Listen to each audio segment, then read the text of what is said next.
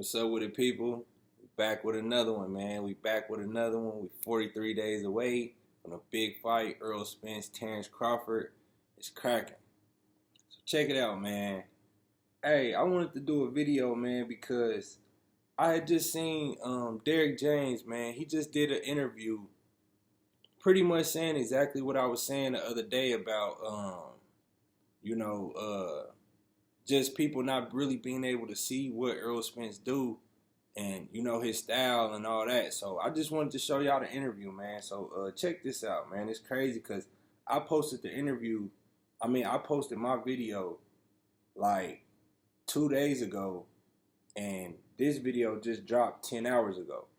But he pretty much said exactly what I said. So I'm going to let y'all hear my video first. Pay attention to what's going on and understand the brilliance behind Errol Spence and how he really mastered his fundamentals, because he mastered them. And it's really, everybody say his style is basic, but it's crazy because his style is so complex that not even the average person can even tell what he's doing. It's crazy. And y'all think he's just a basic fighter, and it's like, nah, it's way more than that. It's way more than that. It's way more depth to Errol Spence and what he do behind his fundamentals than just being a basic fighter.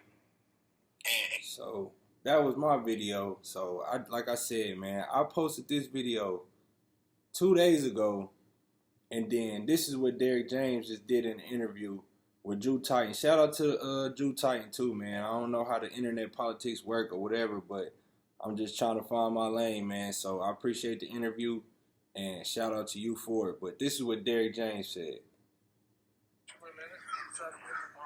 Yes. Disaster. And people mimicking Floyd. So now people have been mimicking his style. They can't mimic our style, but our style is too complex. You say it's complex, but then other people that don't understand, they say it's very basic because they don't know what he's doing. Right. Pretty much said exactly what I was saying, man. It's crazy. It's like, I don't know, man. But look, I wanted to pretty much just break down Errol Spence and Derrick James, just their whole approach to boxing, man. And to me, they are boxing. You know what I mean? Because they do everything from a fundamental standpoint. And when I say that, what I mean is even the way that they go about getting a knockout. When you think about it, man, the fundamental approach to getting a knockout is pretty much to break your opponent down to eventually knock them out. And that's the approach that they take on how they get their stoppages. Errol Spence is breaking you down to eventually either knock you out or a ref stoppage, or some eye. He been breaking eyes and all that. So it's just crazy because they really are the definition of the sweet science in every sense of it when you really think about it. You know what I mean? And then you look at somebody like Terrence Crawford on the other hand. His whole approach to getting a knockout is, setting up shots, setting up punches that you can't see, hiding his shots and, hitting you with something you can't see. So it's like when you mesh the two, it's like it's really the complete opposite from a stylistic standpoint and how they approach winning a fight and getting a knockout, and Derrick James now, how they go about it. And I just appreciate how they go about the fundamentals in every way of the sport. You know what I mean? All the way down to getting a knockout. And I feel like that the way that they just their whole technique or whatever is pretty much just mastering the fundamentals, where Errol Spence mastered the fundamentals from an offensive perspective. And really what it comes down to is just their technique and being in shape. Once you in shape, once you master the technique and you in shape to dish out the output to eventually break the fighter down and then stop them in the later rounds. You know what I mean? So, if they can withstand the punishment, then your style is designed to win on the cards. Somebody like Terrence Crawford's style is not really designed to win on the cards because a lot of the times you got to be patient. That's why everybody say, "Oh, Terrence Crawford is collecting data and he's trying to figure you out." Well, he's trying to figure you out so he can find that punch that's gonna knock you out. That style is not really built to win on cards, but most of the times he can win on cards because of the level of competition that he's fighting. You know what I mean?